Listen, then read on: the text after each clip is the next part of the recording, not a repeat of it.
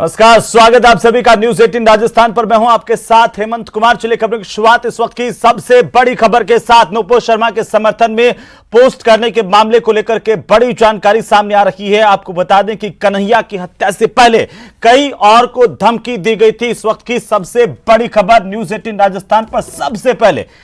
और इस पूरे मामले में उदयपुर पुलिस ने बड़ी कार्रवाई की है। धमकी देने वाले 4 आरोपियों को गिरफ्तार किया गया है। प्रतापनगर थाना पुलिस ने ये गिरफ्तारी की है। लगातार पुलिस नजर बनाए हुए हैं और इस पूरे मामले को लेकर के कार्रवाई कर रही है। ये बड़ी जानकारी है इस वक्त की। सबसे बड़ी खबर हम आपको बता दें, नुपुर शर्मा के समर्थन में पोस्ट करने के मामले को लेकर कन्हैया की हत्या से पहले कई और को धमकी दी गई थी। इस मामले में पुलिस ने बड़ी कार्रवाई की है। उदयपुर की प्रतापनगर थाना पुलिस ने 4 आरोपियों को गिरफ्तार किया है जिन्होंने धमकी दी थी। धमकी देने वाले अब एक के बाद एक शिकंजों में जकड़े जा रहे हैं। 4 गिरफ्तारी हुई है। जानकारी के अनुसार कन्हैया की हत्या से पहले कई और को भी इन्होंने धमकी दी थी। इस पूरे मामले में उदयपुर पुलिस ने कार्रवाई की है। 4 आरोपी गिरफ्तार किए गए। उदयपुर से हमारे संवाददाता कपिल शेमाली फोन लाइन पर है। कपिल, क्या अपडेट और जानकारी इस वक्त आपके पास? देखिए, इस पूरे मामले में और भी देखिए अब कई सारी बातें सामने आ रही है।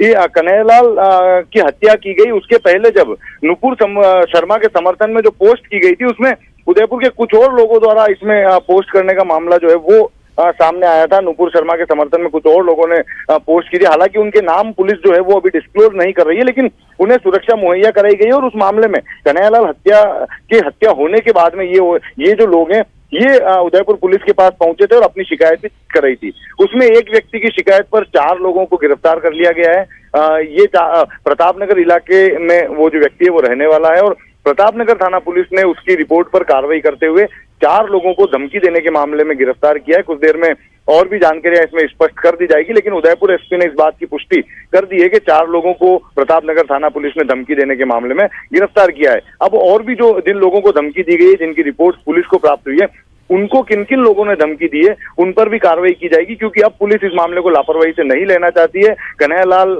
के मामले में उदयपुर में आप देखिए कि लापरवाही सामने आई थी। उसने अपनी जान की धमकी की रिपोर्ट दे दी थी, लेकिन उसके बावजूद पुलिस ने कार्रवाई नहीं की। ऐसे में इस बार पुलिस सख्ती से इस पूरे मामले को डील कर रही है। बिल्कुल कपिल, ये जो गिरफ्तारी हुई है और कुछ लोग सामने आए हैं, इसके बाद कुछ और लोग इस तरह के सामने आ सकते हैं जिनको भी धमकी दी गई थी और इस मामले में कार्रवाई और तेज हो सकती है पुलिस की। देखिए, अभी तक जो हमारी जानकारी है उसके अनुसार 4 से 6 नाम ऐसे हैं जो सामने आ चुके हैं जिन्होंने नुपुर शर्मा का समर्थन किया था और उसके बाद में उन्हें धमकी दी थी। वो लोग पुलिस को अपनी धमकी की जानकारी दे चुके हैं और जो हमारी जानकारी है उसके अनुसार पुलिस ने उन्हें सुरक्षा भी मुहैया करा दी है। पुलिस द्वारा उन्हें सुरक्षा मुहैया कराई गई है और उनके द्वारा जिन जिन लोगों के नाम दिए गए या फिर जिन नंबर से उन्हें धमकी मिली, वो नंबर जो पुलिस को दिए, उसके आधार पर अब कार्रवाइयां शुरू हो गई। और एक व्यक्ति जो कि प्रतापनगर इलाके में रहने वाला है, उसके द्वारा जो रिपोर्ट दी गई थी उस पर पहली कार्रवाई की गई और 4 लोगों को इस मामले में गिरफ्तार किया गया है। जी कपिल, ये लगातार आशंकाएं, चर्चाएं इस बात को लेकर के थी कि कन्हैया के हत्यारे यहां पर एक नहीं है, बहुत सारे स्लीपर सेल के तौर पर कुछ लोग काम कर रहे थे। हाँ बिल्कुल, देखिए इस पूरे मामले में आप देखिए षड्यंत्र में कई लोगों का नाम जो है वो सामने आ रहा है। कई लोग जो है इस हत्याकांड में शामिल हैं। ये जानकारियां जैसे जैसे इन्वेस्टिगेशन आगे बढ़ रहा है, रियाज अतारी और गौस मोहम्मद से पूछताछ की जा रही है, वैसे वैसे ये नाम जो है और भी ज्यादा सामने आते जा रहे हैं। और ये आशंकाएं भी खुद एडीजी दिनेश एमएन द्वारा भी व्यक्त की गई थी कि ये सूचनाएं मिली थी कि उदयपुर में स्लीपर सेल एक्टिविटी जो है वो संभवतः होने लगी। हालांकि उसकी पुष्टि नहीं हुई थी, लेकिन उन्होंने कहा था कि इस पूरे मामले को बेहद गंभीरता से स्थानीय पुलिस जो है वो डील कर रही है। बारीकी से इस पूरे मामले की जांच की जाएगी। बिल्कुल कपिल, बहुत शुक्रिया तमाम जानकारी के लिए और अपडेट के लिए। बहरहाल एक बार फिर से दर्शकों को हम बता दें कि कन्हैया की हत्या से पहले कई और को भी धमकी दी गई थी और अब जैसे जैसे वो नाम सामने आए हैं पुलिस की ओर से गिरफ्तारी तेज कर दी गई है। 4 आरोपियों की गिरफ्तारी हुई है। तो कन्हैया हत्याकांड में एक के बाद एक खुलासे हो रहे हैं और अब यह सामने आया है कि कन्हैयालाल की हत्या के बाद आरोपियों ने 2 बार अपने कपड़े बदले थे। एक फैक्ट्री में वीडियो बनाने के बाद आरोपी सुखेर के इलाके में एक दुकान पर पहुंचे थे और इस दौरान दुकान के मालिक ने अपने कर्मचारी को भेजकर आरोपियों की बाइक में पेट्रोल भरवाया था। न्यूज 18 राजस्थान पर वो तस्वीरें आज हम आपको दिखा रहे हैं जो बताती है कि आखिरकार आतंक के आकाओं के तार कहां तक जुड़े हुए हैं, कहां पर छिपे बैठे हैं। और ये बाइक रियाज की थी, इसका नंबर 2611। आरोपियों को अजमेर जाना था और इसीलिए पहले कपड़े बदलने के लिए सुखेर के इलाके में एक दुकान पर पहुंचे थे। जब वो दुकान के अंदर कपड़े बदल रहे थे तभी दुकान के मालिक अमजद ने रियाज की बाइक में पेट्रोल भरवाने के लिए एक शख्स को पास के पेट्रोल पंप पर भेजा। उस पेट्रोल पंप से सीसीटीवी फुटेज सामने आया जिसमें लाल घेरे में वो सहयोगी, देखिए आतंक के आरोपियों का सहयोगी लाल घेरे में आपकी टीवी स्क्रीन पर आपको दिखाई देगा, जो पेट्रोल भरवाने यहां पर आया था। जो हत्यारे यहां से पार हो रहे थे, फरार हो रहे थे, उनको सहायता की जा रही थी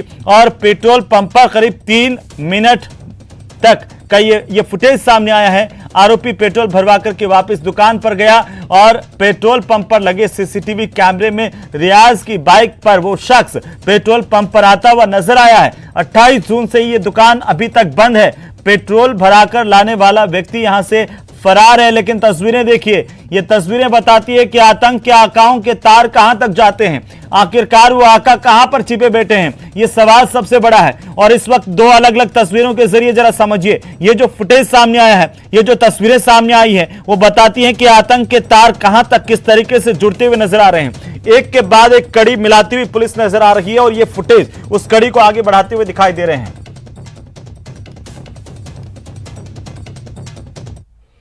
और इसी बीच बड़ी खबर हम आपको बता दें, कन्हैया हत्याकांड को लेकर के बड़ी जानकारी है। छानबीन में एनआईए को कई अहम सुराग हासिल हुए हैं। आपको बता दें कि रियाज और गौस के घर से अहम सबूत मिले हैं। दोनों के घर से कुछ सिम कार्ड और दस्तावेज जब्त किए गए हैं। सुबह आरोपियों के घर पर एनआईए ने दबिश दी थी और इसी दबिश के दौरान कई अहम सुराग हासिल हुए हैं, कई अहम सबूत मिले हैं। यहां से कई सामान को जब्त किया गया है जो आखिरकार जांच का हिस्सा होंगे। ये बड़ी खबर है। छानबीन में एनआईए को कई अहम सुराग मिले हैं जिसमें सिम कार्ड मिले हैं, कुछ कागजात, कुछ दस्तावेज जिनको जब्त किया गया है। एनआईए की टीम यहां पर पहुंची थी, दोनों के घर पर तलाशी ली गई और तलाशी के दौरान ये बहुत महत्वपूर्ण सुराग हासिल हुए हैं जिनको एनआईए अब पूरी जांच का हिस्सा बनाते हुए आगे बढ़ेगा। ये बड़ी जानकारी, तस्वीरें उस जगह की जहां पर एनआईए की टीम ने तलाशी ली, ये और साथ ही साथ वो तस्वीर हम आपको दिखा रहे हैं जहां पर कत्ल की वारदात को अंजाम दिया गया। सुप्रीम टेलर्स, ये वही दुकान है जहां पर पूरी की पूरी वारदात जो है वो अंजाम दी गई। और इसी बीच हम आपको बता दें कि कन्हैयालाल हत्याकांड में एनआईए की टीम एक्शन मोड में है। उदयपुर पहुंची एनआईए की टीम ने आज सुबह आरोपियों के घर पर और संबंधित ठिकानों पर दबिश दी, तो वहीं एक टीम घटनास्थल पर भी पहुंची। भूतमहल गली में स्थित सुप्रीम टेलर तक एनआईए की टीम ने वीडियोग्राफी की और दुकान खोलकर स्थिति को समझने की कोशिश की। उदयपुर से इसकी जानकारी दे रहे हैं हमारे संवाददाता कपिल शिवाली।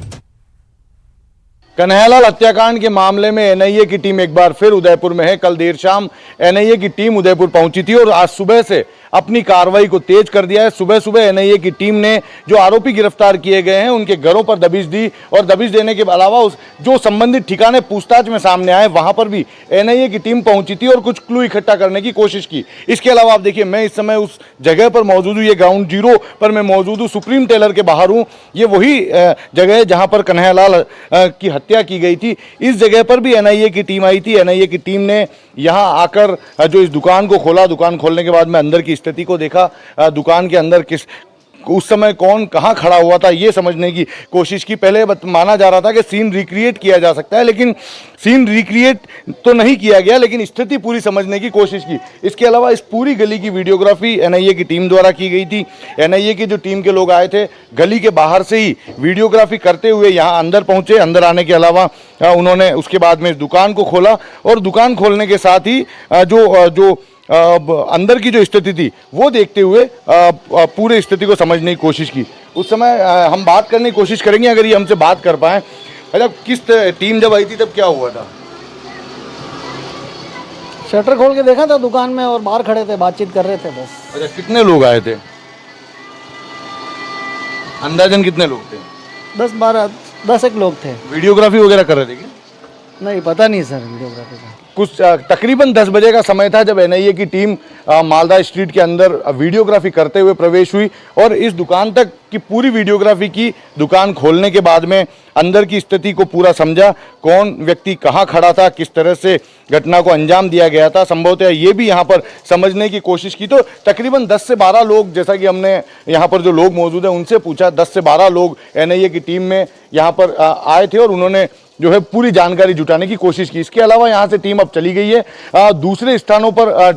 बताया जा रहा है कि दूसरे स्थानों पर एनआईए की टीम पहुंची और वहां पर भी संभवतया कुछ क्लू इकट्ठा करने की कोशिश कर रही है। तो एनआईए की टीम उदयपुर में अपनी तफ्तीश को आगे बढ़ाने के लिए आई है और सुबह से एक्टिव मोड में नजर आ रही है। कपिल श्रीमाली, न्यूज 18 उदयपुर। तो वहीं अब धीरे धीरे उदयपुर के हालात सामान्य होते जा रहे हैं और इन हालातों के बीच अब कर्फ्यू में भी ढील का दायरा लगातार बढ़ रहा है। आज भी उदयपुर में कर्फ्यू में 15 घंटे की ढील दी गई और इससे पहले कर्फ्यू में 4 घंटे की ढील के साथ छूट का दायरा शुरू किया गया था, जो बाद में बढ़ाकर 10 घंटे, उसके बाद 12 घंटे और फिर 14 घंटे के बाद अब लगातार शांति कायम रहने के चलते ये दायरा 15 घंटे तक किया गया है। उदयपुर से जानकारी दे रहे हैं हमारे संवाददाता कपिल शिमाली।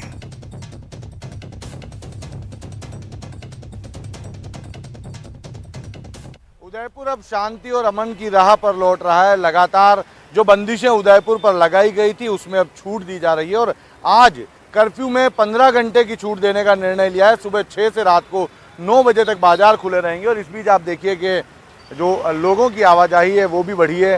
बिल्कुल, जनता को वास्तव में जो 6-7 दिन निकले हैं जनता के लिए बहुत परेशानी कारक निकले हैं, क्योंकि जो नेट बंद था उससे वास्तव में जनता का सारे काम, चाहे उद्योग हो चाहे दुकानें हो, सभी का जो काम था वो सब नेट बंदी से और शहर बंद होने से बंद था। और अभी वास्तव में जनता जिस तरह से बाहर निकली है, खौफ का साया कम हुआ है और जनता वापस धीरे धीरे काम पर लौटी है। देखिए, निश्चित तौर पर लोगों में भय कम हुआ है और यही वजह है कि सड़कों पर भीड़ देखी जा रही है और सुरक्षा के इंतजाम आप देख सकते हैं कि चाक चौबंद बंदोबस्त जो है वो यहाँ पर सुरक्षा के हम देख सकते हैं। पुलिस का जो जाब्ता है वो हर जगह पर तैनात है। ये कोशिश की जा रही है कि जो पुलिस की जो टीम है वो सभी लोकेशंस पर तैनात रहे और किसी भी तरह की अप्रिय घटना को होने से रोक सके।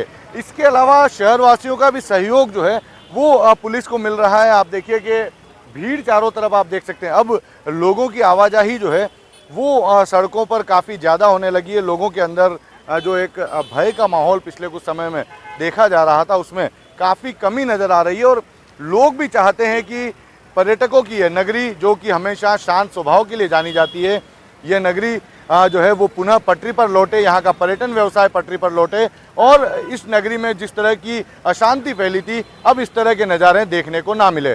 कपिल श्रीमाली, न्यूज 18 उदयपुर।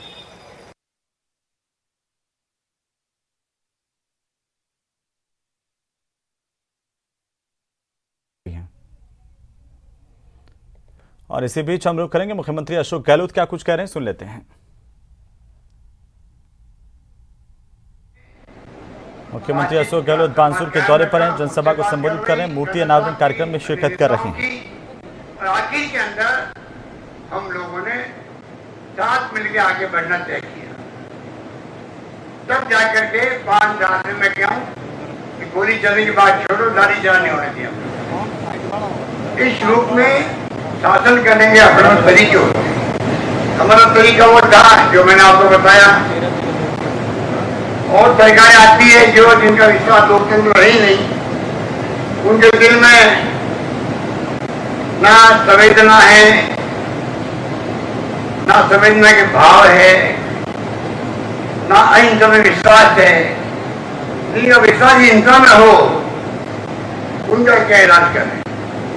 हिंसा बहुत खतरनाक होती है, कब किसी जान ले ले पता ही नहीं पड़ता। हमेशा गांधी जी ने भी कहा था हिंसा का जवाब हिंसा कभी नहीं हो सकता। इसी रूप में आज हम चाहते हैं पूरे मुल्क या प्रदेश हो चाहे वो हमारा जिला हो, आपस में भाई भाई रहे, सभी जाति सभी धर्मों के लोग। ये हमारी सोच। विकास में कोई कमी नहीं रखी।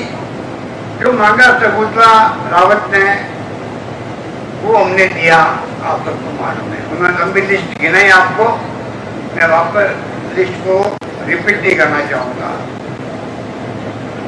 जो मांगा दिया, और आगे भी मैं कहना चाहूंगा कि आपकी भावना होगी। तो रावत मुझे बताया कि अभी तो एक बजट और है 8 महीने बाद, 7 महीने बाद। आप निश्चिंत रहो, जो आप मांगोगे आपको मिलेगा, ये मैं निवेदन करना चाहता हूँ। अभी आपके सरपंच साहब ने, सुब्रता ने कहा है उप तहसील, हर तरह उप तहसील बना दो। मैं घोषणा करता हूँ कि आपके यहाँ पर उप तहसील बना दी जाएगी।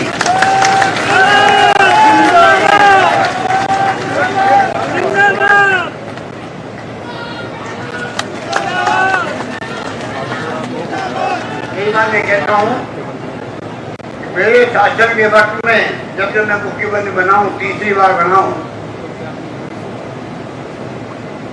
2 बातें मेरे दिमाग में आती। एक तो इतना प्यार मुझे पूरी प्रदेश जनता कर रही है, क्यों कर रही है? 3 बार मुख्यमंत्री बनाया किसी को, और मैं कहता हूं पूरे विधानसभा के अंदर हमारी पार्टी में एक विधायक है माली समाज के, जिससे मैं आता हूँ, माली समाज। आपके मानसू में माली समाज है मेरे वगैरह में मैं आया हूँ। आप सोचिएगा, एक एमएलए है पूरी विधानसभा में कांग्रेस का, पार्टी का, एक विधायक। वो कौन है मालूम आपको? वो मैं खुद ही हूँ। आप सोच सकते हो, मैं खुद अकेला ही हूँ पूरे पार्टी में विधायक माली समाज का। तब भी मुझे छत्तीस कौम प्यार करती है, चाहे वो गुजर हो, मीणा हो, जाट हो, राजपूत हो, कोई कम्युनिटी हो, छत्तीस कौम, सुतार हो, दर्जी हो, माली हो, कोई भी हो, अगर सब कौमें मुझे प्यार करती है, तब जाके लोकतंत्र में आदमी कामयाब है। और मैंने बचपन से संस्कार प्राप्त किए हैं कि आप मानव मात्र की सेवा करो। मैं कोई मंदिर में जाता हूँ या कहीं जाता हूँ प्रार्थना स्थल पर, मैं कुछ अपने लिए कभी नहीं मांगता हूँ। मैंने कुछ जिंदगी मांगा ही नहीं। मैं मांगता हूँ पूरे ब्रह्मांड के अंदर और पूरे देश के अंदर मानव मात्र प्राणी मात्र का कल्याण हो। वो तो सब कुछ आ जाता है, मानव मात्र का प्राणी मात्र कल्याण, ये मेरी मांग करती है बचपन से, और सभी कौमों को मैं साथ लेके चलता हूँ। तब जाकर के मुझे बार बार अवसर मिलते हैं। मैं 3 बार केंद्रीय मंत्री बना हूँ, 3 बार मैं प्रदेश अध्यक्ष बना हूँ कांग्रेस का, 3 बार बना मैं एआईसीसी का महामंत्री, और 3 बार आपके आशीर्वाद से मुख्यमंत्री। इतना प्यार किया पिछले चुनाव में, गांव गांव में बात फैल गई कि मुख्यमंत्री बनना चाहिए अशोक गहलोत वापस। पिछली बार जब हमने सेवा की थी आपकी, वो कम नहीं करी थी। चुनाव में हम हार गए, मोदी जी ने जो हिंदुत्व की बात करके हवा फैलाई, वो का लाभ उनको मिल गया। धर्म के नाम पे राजनीति करना बड़ा आसान काम होता है। और आंधी चली मोदी जी की, प्रधानमंत्री बन गए, हम लोग यहाँ 21 में रह गए। शीला दीक्षित जी जो मुख्यमंत्री थी दिल्ली की, बहुत पॉपुलर थी, वो कुछ चुनाव हार गई, मुख्यमंत्री कुछ चुनाव हार गई। हम लोग छत्तीसगढ़ आ गए, मध्य प्रदेश आ गए, दिल्ली आ गई, राजस्थान। 21 आ गए हम लोग। यहाँ आपकी सकुलता रावत बैठी हुई है, अभी 2021 कह रही थी, हमारे चीफ विप थे उस वक्त। 21 में ये भी एक थी, एक बार में महिला थी एमएलए, पर जो इसने भूमिका अदा करी, ये वहां पर शेरनी की तरह से काम किया, शेरनी की तरह। ये आपकी बानसूर की विधायिका कोई मामूली नहीं है। ये इससे जो तहलका मचाया असेंबली के अंदर, कहां से 163 बीजेपी के, और कहां कांग्रेस 21 थे सिर्फ। दुताता जी भी मां को जवाब देते थे। इनकी भूमिका बड़ी शानदार थी, तो महिला एकमात्र थी जिसने तहलका मचा दिया और अपनी पहचान बना दिया। पहचान ऐसे ही बनती है। आज ये कैबिनेट मंत्री बनी हैं, पहली बार नहीं, पहली बार कई बार बनते हैं, राज्य मंत्री भी बनते हैं, मुख्यमंत्री तो किया, मंत्री बनते हैं। मैं बना डिप्टी मिनिस्टर बना, इंदिरा गांधी के वक्त में मैं पहले डिप्टी मिनिस्टर बना, फिर राज्य मंत्री बना, राजीव गांधी बना, फिर मैं मुख्यमंत्री बना। तो ये सीधी बनी कैबिनेट मंत्री, और इसको जो पोर्टफोलियो मिला है उद्योग मंत्री का, आप लोग समझ नहीं पाओगे इसको, इसके मायने क्या होते हैं, आपको समझने की कोशिश करनी चाहिए। तो पढ़े लिखे नौजवान है, उनको चाहिए स्टडी करे, समझे उद्योग मंत्री का मतलब क्या होता है। अभी हम जा रहे हैं इनको लेके साथ में हेलीकॉप्टर में नीमराना जा रहे हैं, नीमराना के अंदर वहां पर जापानी जोन बना हुआ, आपने सुना होगा, जापान के लोग आके वहाँ इंडस्ट्री लगा रहे हैं, पूरा जोन बन गया। उस जोन के अंदर हमारी मीटिंग है जापानी के साथ में, जापानी के जो राजदूत भी है, बड़े बड़े उनके उद्योगपति सब आ रहे हैं वहां पर। वहां ये इनकी मुख्य भूमिका होगी, मेरी नहीं होगी, उद्योग मंत्री ये है। आप सोच सकते हो राजस्थान भर में उद्योग लगाने की जिम्मेदारी शकुंतला रावत की है। कैसे विस्तार हो, अक्टूबर में हम लोग इन्वेस्टमेंट इवेंट कर रहे हैं जिसमें पूरे देश के लोग आएंगे, बड़े बड़े उद्योगपति आएंगे, आह्वान करेंगे कि आप आइए राजस्थान के अंदर। राजस्थान में हमने हर ब्लॉक के अंदर उद्योगिक क्षेत्र बनाने का निश्चय किया। ये भी हिंदुस्तान में मेरे ख्याल से मुश्किल से कहीं हुआ होगा, टाइम लगेगा। आपके यहाँ तो DMIT आ रही है, जो आपका रेलवे का दिल्ली बम्बई कॉरिडोर बना है, फ्रेट कॉरिडोर, उसका जो DMIT का एरिया है इंडस्ट्रियल डेवलपमेंट का, वो आपके अलवर जयपुर जिले के कई गांव को लेके बनाया जाएगा। आप सोच सकते हो कि आने वाला फ्यूचर 5 साल लगे, 10 साल लगे, 15 लगे, पर आपकी आने वाली पीढ़ियों के लिए DMIT का क्षेत्र बन रहा है। उत्तर उद्योग मंत्री की बहुत बड़ी भूमिका होती है। आज अगर पानी की ARCP की योजना बनी है, पीने के पानी की 1, सिंचाई की 2, थोड़ा हिस्सा उसका DMIT में जो एरिया बनेगा इंडस्ट्री के लिए, उसको पानी चाहिए, उसके लिए प्रोविजन किया गया ARCP का। तो मेरे कहने का मतलब यही है कि सरकार ने कोई कमी तो रखी नहीं है, बजट पेश किए, एक से एक बढ़ते किए। चिरंजीवी योजना हिंदुस्तान में नहीं, मेरे ख्याल से बराक ओबामा साहब थे राष्ट्रपति अमेरिका के, वहां एक योजना लागू करी, उनका नाम था ओबामा केयर योजना। ओबामा केयर मतलब हेल्थ के लिए, स्वास्थ्य के लिए। इतना महंगाई है वहां पर, वो योजना भी वहां पूरी तरह चल नहीं पाई। आज हम लोगों ने इतनी ताज की आपके आशीर्वाद से, हर व्यक्ति का IPD OPD भर्ती होगा तो बाहर हो, आउटडोर होगा तो उसको दवाइयाँ फ्री मिलेगी, भर्ती होगा तो पूरा इलाज फ्री होगा। क्या कितने पैसे लोगों, पहले 5 लाख का बीमा था, मैंने उसको 10 लाख का कर। ऑक्सीजन भगवान करे किसी का नहीं हो गया, 5 लाख का बीमा उसी के अंदर जोड़ दिया, तो इसकी में जोड़ दिया।